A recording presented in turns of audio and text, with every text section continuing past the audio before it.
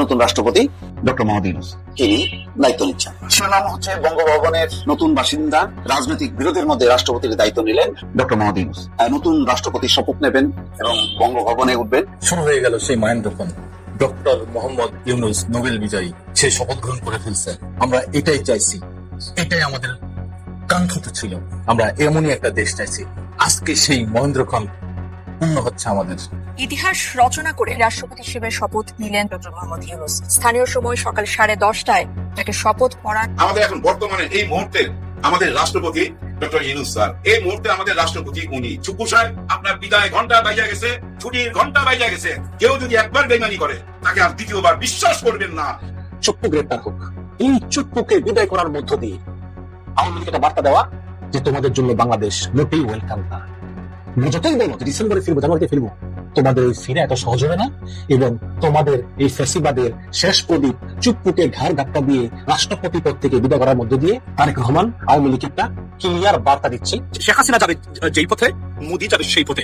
পৃথিবীতে যত শৈল শাসক আছে, ডিক্টেটর আছে, যারা ধর্মকে বা বিভিন্ন জিনিসকে ব্যবহার করে, মানে ভ্রান্ত ধারণা ব্যবহার করে, মানে মানুষকে জিম্মি করে রাখে, নির্যাতন করে, মানুষের অধিকার খর্ব করে, এদের বিরুদ্ধে রুখে দাঁড়াতে হবে। পৃথিবী যেখানেই থাকেন না কেন। অবশেষে তারেক রহমানের অনুরোধে রাষ্ট্রপতি হতে রাজি হয়েছে ইউনূস। আজ বাংলাদেশের ইতিহাসে একটি যুগান্তকারী এবং চাঞ্চল্যকর ঘটনা ঘটেছে। ডক্টর মোহাম্মদ ইউনূস রাষ্ট্রপতি হতে রাজি হয়েছেন। প্রধানমন্ত্রী তারেক রহমান নিজে তাকে অনুরোধ করেছিলেন এবং অবশেষে ডক্টর ইউনূস রাজি হয়েছেন। কেন? কারণ বর্তমান রাষ্ট্রপতি মোহাম্মদ শাহাবুদ্দিন হাসিনার লোক, আওয়ামী লীগের লোক। তাই দেশের জন্য দরকার একজন নিরপেক্ষ রাষ্ট্রপতি এবং সেই ব্যক্তি হলেন ডক্টর ইউনূস। তারেক রহমান বলেছেন, ডক্টর ইউনূস থাকলে দেশ এগিয়ে যাবে। আজ আমরা বিস্তারিত জানবো কি হয়েছে এবং কেন এটা বাংলাদেশের জন্য একটা বড় বিজয়। প্রথমে জানা যাক আজ কি ঘটেছে। আজ সকালে গণভবনে প্রধানমন্ত্রী তারেক রহমানের মধ্যে একটি গুরুত্বপূর্ণ বৈঠক হয়। এই বৈঠকে তারেক রহমান ডক্টর ইউনূসকে আনুষ্ঠানিকভাবে রাষ্ট্রপতি পদে আসার জন্য অনুরোধ করেন। তারেক রহমান বলেন, দেশের এই সংকটময় মুহূর্তে আমাদের দরকার একজন নিরপেক্ষ এবং সম্মানিত রাষ্ট্রপতি। বর্তমান রাষ্ট্রপতি মোহাম্মদ শাহাবুদ্দিন হাসিনার লোক, তিনি আওয়ামী লীগের লোক, তিনি নিরপেক্ষ নন। তাই আমরা চাই ডক্টর ইউনূস রাষ্ট্রপতি হন। তিনি আরো বলেন, ডক্টর ইউনূস একজন নোবেল পুরস্কার বিজয়ী, তিনি আন্তর্জাতিকভাবে সম্মানিত, তিনি কোনো রাজনৈতিক দলের লোক নন, তিনি নিরপেক্ষ এবং সবচেয়ে গুরুত্বপূর্ণ, তিনি থাকলে দেশ এগিয়ে যাবে। প্রথমে ডক্টর ইউনূস দ্বিধা করছিলেন। তিনি বলছিলেন, আমি তো রাজনীতিবিদ নই, আমি একজন অর্থনীতিবিদ, রাষ্ট্রপতির দায়িত্ব আমি পালন করতে পারবো কিনা জানি না। কিন্তু তারেক রহমান তাকে বোঝালেন। তিনি বললেন, আপনাকেই হতে হবে, দেশ আপনাকে চায়, জনগণ আপনাকে চায় এবং আমি ব্যক্তিগতভাবে আপনার উপর আস্থা রাখি। এবং অবশেষে ডক্টর ইউনূস রাজি হলেন।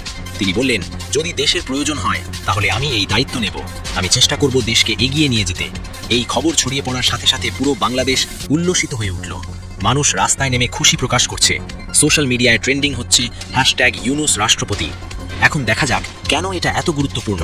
বর্তমান রাষ্ট্রপতি মোহাম্মদ শাহাবুদ্দিন কে? তিনি আওয়ামী লীগের একজন পুরনো নেতা, তিনি হাসিনার ঘনিষ্ঠ সহযোগী ছিলেন। 2023 সালে হাসিনা তাকে রাষ্ট্রপতি বানিয়েছিল এবং জুলাই বিপ্লবের পরও তিনি রাষ্ট্রপতি থেকে গেছেন। কেন? কারণ তখন জরুরি অবস্থা ছিল। পরে ডক্টর ইউনূসের অন্তর্বর্তী সরকার তাকে সরানোর চেষ্টা করেনি, কারণ সেই সময় অন্য জরুরি কাজ ছিল, নির্বাচনের প্রস্তুতি। কিন্তু এখন নির্বাচন হয়ে গেছে, নতুন সরকার এসেছে এবং এখন প্রশ্ন উঠছে, হাসিনা নিয়োগ দেওয়া রাষ্ট্রপতি কেন থাকবে? রাষ্ট্রপতি একটা গুরুত্বপূর্ণ পদ, তিনি রাষ্ট্রের প্রধান, তিনি সংবিধানের রক্ষক, তিনি নিরপেক্ষ হওয়া উচিত। কিন্তু শাহাবুদ্দিন নিরপেক্ষ নন, তিনি আওয়ামী লীগের লোক এবং এটা একটা সমস্যা। কারণ যদি রাষ্ট্রপতি পক্ষপাত দুষ্ট হয় তাহলে সে সংবিধান রক্ষা করতে পারে না, সে সরকার এবং বিরোধী দলের মধ্যে ভারসাম্য রক্ষা করতে পারে না। এবং এজন্যই তারেক রহমান চাইছিলেন একজন নিরপেক্ষ রাষ্ট্রপতি এবং সেই ব্যক্তি হলেন ডক্টর মোহাম্মদ ইউনূস। ডক্টর ইউনূস যদি রাষ্ট্রপতি হন তাহলে বাংলাদেশের ভাবমূর্তি উজ্জ্বল হবে এবং তারেক রহমান এটা বুঝেছেন। তাই তিনি ডক্টর ইউনূসকে অনুরোধ করেছেন এবং ডক্টর ইউনূসও রাজি হয়েছে। এখন দেখা যাক ডক্টর ইউনূস রাষ্ট্রপতি হলে কি কি সুবিধা হবে। প্রথমত, তিনি নিরপেক্ষ, তিনি কোনো দলের পক্ষে বা বিপক্ষে নন, তিনি শুধু দেশের স্বার্থ দেখবেন। এটা খুবই গুরুত্বপূর্ণ, কারণ রাষ্ট্রপতি হলো সংবিধানের রক্ষক, তাকে নিরপেক্ষ হতে হয়। দ্বিতীয়ত, তার আন্তর্জাতিক সম্মান আছে, তিনি নোবেল পুরস্কার বিজয়ী, বিশ্ব তাকে চেনে।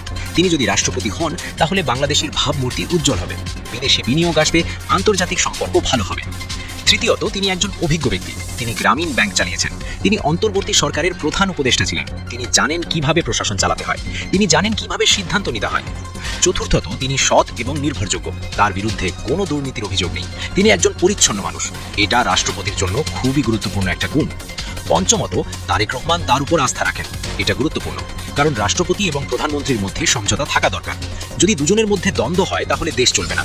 কিন্তু তারেক রহমান এবং ডক্টর ইউনূসের মধ্যে সম্পর্ক ভালো, তারা একসাথে কাজ করতে পারবেন। এবং তারেক রহমান বলেছেন, ডক্টর ইউনূস থাকলে দেশ এগিয়ে যাবে। এটা একটা বড় কথা।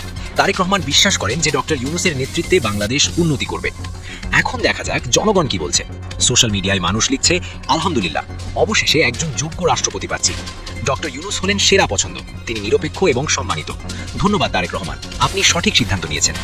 জামায়াত আমির ডক্টর শফিকুর রহমান বলেছেন, আমরা এই সিদ্ধান্তকে স্বাগত জানাই। ডক্টর ইউনূস একজন যোগ্য এবং নিরপেক্ষ ব্যক্তি, তিনি ভালো রাষ্ট্রপতি হবেন। রাষ্ট্রপতি শাহাবুদ্দিন সাহেবের সাথে লন্ডনে বসে শেখ হাসিনার ফোনে কথা হয়েছে বলে ইতিমধ্যেই বিভিন্ন জায়গায় এই সংবাদটি প্রচার হয়েছে। শেখ হাসিনা তাকে নির্দেশ দিয়েছেন যে আপনি যে কোনো মূল্যে বিএনপিকে যেভাবে হোক একটু গা কুচলিয়ে তাদের সাথে থাকুন, প্রয়োজনে তাদের প্রশংসা করতে থাকুন। এরকম একটি সংবাদ প্রকাশ হওয়ার পরে রাষ্ট্রপতির পদত্যাগের গুঞ্জনও বাংলাদেশের সকল পত্রপত্রিকায় লেখালেখি শুরু হয়েছে। কেউ কেউ এটাও বলছেন আগামী কালকের মধ্যেই বা 2-1 দিনের মধ্যেই হয়তো তিনি পদত্যাগ করবেন, স্বাস্থ্যগত বিষয়টাকে তিনি জাতির কাছে উপস্থাপন করে, তথা তিনি শারীরিকভাবে সুস্থ নেই, তার এখন চিকিৎসা দরকার, সিঙ্গাপুরে যেতে হবে, বিভিন্ন নানা কথাবার্তা আমরা শুনতে পাচ্ছি।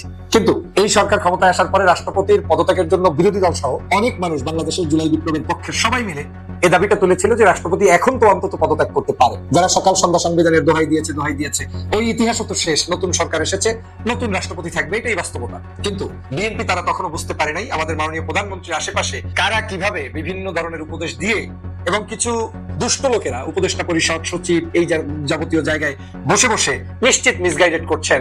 আজ হয়তো তারা টের পাচ্ছেন যে রাষ্ট্রপতি কি কাজটা করে ফেলেছে। আজকে যদি শেখ হাসিনার সাথে রাষ্ট্রপতি এই ধরনের কথা বলেই থাকেন এবং এটা যদি সত্য প্রমাণিত হয়, তাহলে তার চাইতে দুর্ভাগা এই বাংলাদেশের প্রেক্ষাপটে বিএনপির জন্য আর কিছুই থাকতে পারে না। মানে আমি সাপ দুধ খাওয়ায় খাওয়ায় পুষতেছি। আমি জুলাই বিপ্লবের পরে একটি রাষ্ট্র ক্ষমতায় এসেছি, তারপরেও আমার রাষ্ট্রপতি কি করছে, আমার আশেপাশে কারা কি করছে, আমার কাছে কোনো খবরই নেই।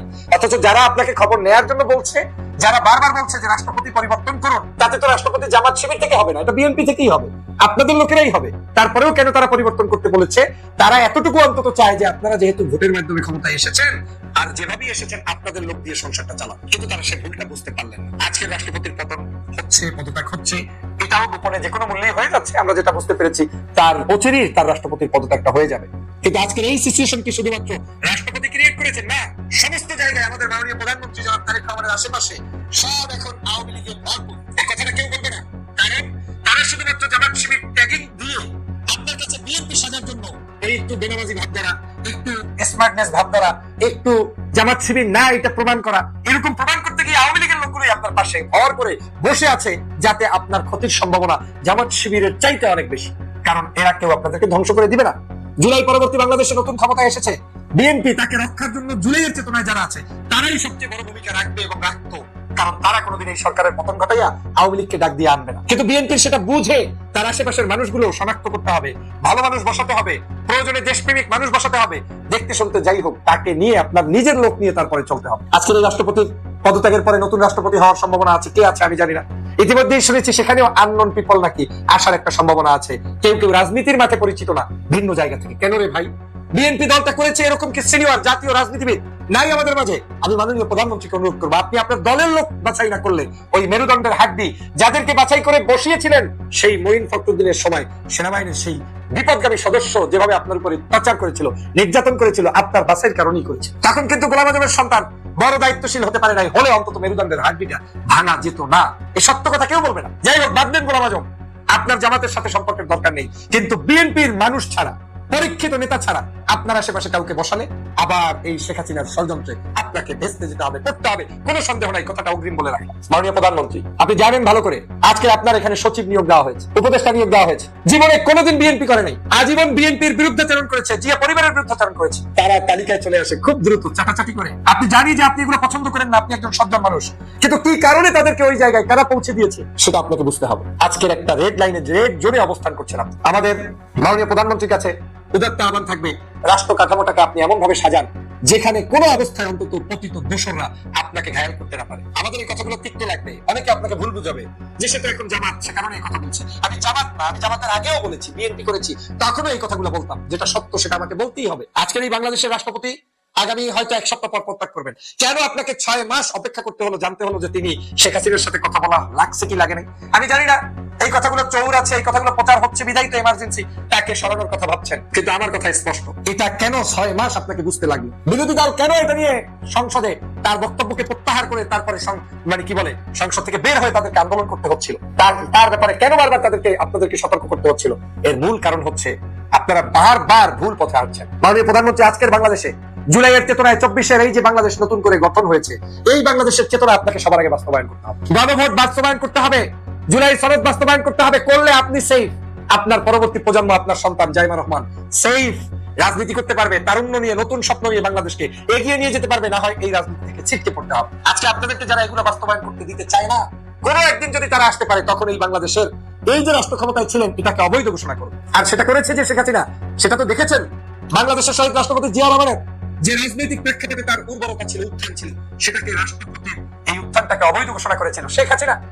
তার রাষ্ট্র কাঠামোগুলোকে অবৈধ ঘোষণা করেছে, এমনকি তিনি বীর মুক্তিযোদ্ধা সেই জিনিসটা পর্যন্ত তারা তুলে নিতে চেয়েছে, এমনকি তার কবরটা পর্যন্ত আজকের সংসদ প্লাজায় সেটা পর্যন্ত উঠিয়ে আপনার বগুড়াতে পাঠাতে চেয়েছে। খেয়াল আছে কি? তাহলে তারা কি করবে? সেই জিনিসটা অনুধাবন করে প্রশাসনের মধ্যে এত বেশি ভীতি সঞ্চার না করে, যারা রাজপন্থী, যারা এদেশের মানুষের স্বাধীনতার সার্বভৌমত্ব রক্ষার করে, সে যে আপনার মতো করে একেবারে চাটাচাটি বেশি পারে না, আপনাদেরকে খুব বেশি পারে না, আপনাদের মতো করে খুব বেশি চলতে পারে না, তারপরেও তারা প্রশাসনে আছে, দেশবাসীর কল্যাণে কাজ করছে, তাদেরকে রাখুন। অন্তত পক্ষে শেখ হাসিনার দোষর যদি কেউ থেকে থাকে তার থেকে সাবধান হোক। শেখ হাসিনা যাবে যেই পথে, মোদি যাবে সেই পথে। স্লোগানে স্লোগানে উত্তাল Bangladesh, Paschimbanga, Kolkata and India as well. ইনকিলাব জিন্দাবাদে মুখরিত ভারত, আপনার আজাদি আজাদি স্লোগানে মুখরিত ভারত, এবং আপনার মোদিকে গালিগালাজ করা হচ্ছে, ছাওয়ালা বলে কটাক্ষ করা হচ্ছে, গদি মিডিয়াকে দরে দরে পেটাচ্ছে প্রোটেস্টার্স, এবং সব জায়গায় particularly Republic Bangla, NDTV and আপনার Times of India and Times Now, সব যারা আছেন মোটামুটি তারা সবাই আক্রমণ শিকার হয়েছেন প্রোটেস্টারদের দ্বারা। এমনকি বাচ্চারা পর্যন্ত যুক্ত হয়েছে আপনার মোদিকে গালিগালাজে ব্যস্ত আছে এই মুহূর্তে। আপনার নরেন্দ্র মোদী গভর্নমেন্টের মাধ্যমে ভারতের আর সমস্যার সমাধান হবে না। Consequently they have to go. Narendra Modi গভর্নমেন্টকে যেতেই হবে, এর কোনো বিকল্প নেই। কেননা ইন্ডিয়াকে বাঁচাতে গেলে এর পরিবর্তন ছাড়া আর কোনো বিকল্প আমি দেখতেছি না। ইন্ডিয়ার সকল সম্ভাবনাকে ধ্বংস করে দিচ্ছে। সবচেয়ে বড় সমস্যা যেটা, ভারতকে একদম খণ্ড বিখণ্ডিত করে দিচ্ছে নরেন্দ্র মোদী গভর্নমেন্ট 17 বছরে একটা জায়গাতে। এবং আমার একটা জিনিস ভালো লেগেছে, এই যে আপনার এই কি বলে থাকে, ওই যে চাওয়ালা বলে, যে আজকে সংসদে যেভাবে মানে আজকে চাওয়ালা বলে আপনার মানে সংসদে এই যে একজন মানে রুমিন ফারহানার স্টাইলের একজন ব্যক্তি, তিনি উনি যেভাবে বলেছেন, ভাই এটা আমার কাছে খুবই ভালো লেগেছে। এবং এর চেয়ে লজ্জা ভারতের আর কি হতে পারে? আপনি দেখেন তো, আমি দেখাই ভিডিওটা, আপনারা নিশ্চয়ই দেখেছেন এর আগেও, তবে এই দেখেন।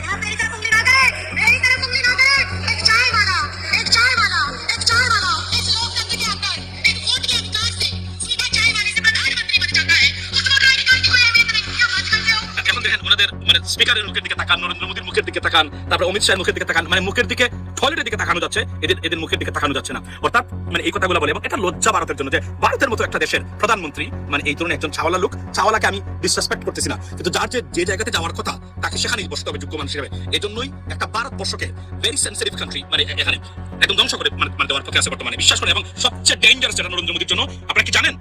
আর্মি অফিসিয়ালস, পুলিশ অফিসিয়ালস, তারা জয়েন করেছেন এই প্রোটেস্টে, লেডিস এন্ড জেন্টলম্যান। এটা জানেন তো? এটা মানে টোটাল বাংলাদেশের কার্বন কপি একদম।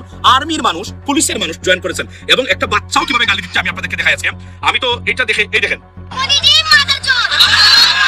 বুঝছেন, এটা এসে কিন্তু মুসলিম বাচ্চা না, একদম মানে বিশ্বাস। এরপরে আপনার না এখানে সো আপনারা বর্তমানে দেখতেছেন পরিস্থিতি কোন দিকে যাচ্ছে নরেন্দ্র মোদীর। এবং এই যে প্রতিটা সারা সাবকন্টিনেন্টকে বিছিয়ে তুলেছিলেন নরেন্দ্র মোদীর উগ্র হিন্দুত্ববাদের এই পরিকল্পনা। এই যে আপনার এই যে আমরা দেখতে চাই নরেন্দ্র মোদীর মানে পতনের পরে পশ্চিমবঙ্গের নরপিশাচ বা নিকৃষ্ট মানে আপনার শুভেন্দুর অবস্থা কি হয়, যে বাংলাদেশ দখল করার হুমকি দেয়।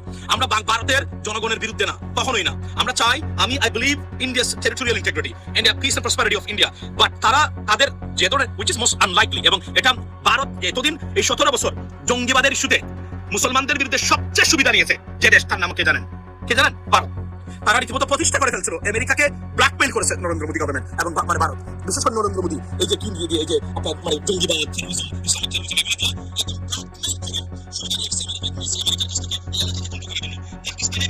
একের পর একটা সন্ত্রাসবাদের সন্ত্রাসবাদ ছিল পাকিস্তানে পাঠালেন, বর্তমান সরকার যে তারা সেটাকে ডেসিমেট করেছে, এবং এই জায়গাতে এবং বাংলাদেশে জঙ্গিবাদ প্রতিষ্ঠা করেছিল। এই যে আওয়ামী লীগ বলে, এর চেয়ে গণদুশ্মন পৃথিবীতে কোনো মানে দেশের সরকার হতে পারে আর পার্টি হতে পারে একটা দেশের।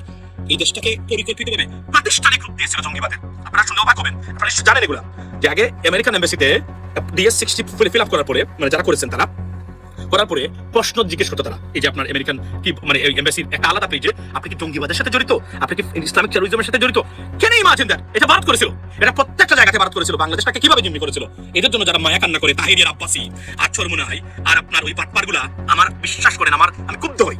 এই লোকগুলা বাংলাদেশে বসে এবং এদের এজেন্টরা বাংলাদেশে বিশ্বাস করবেন মানে এত দালাল তৈরি হয়েছে যে একটা দেশের সার্বভৌমত্বের জন্য হুমকি এই দালালগুলা। এজন্য 10 বছর নিরবিচ্ছিন্নভাবে এদের সম্পূর্ণ মানে সিস্টেম কাট অফ করে দিতে হবে যেন বাংলাদেশ টেবিল হয়ে দাঁড়ায়। এরা বাংলাদেশ হোক, বাংলাদেশে বসে তারা সরকারি বিরোধিতা করুক, তারা করুক, নট প্রবলেম, বাট দেশ বিরোধী ষড়যন্ত্রে এরা যেন কখনো লিপ্ত না হতে পারে।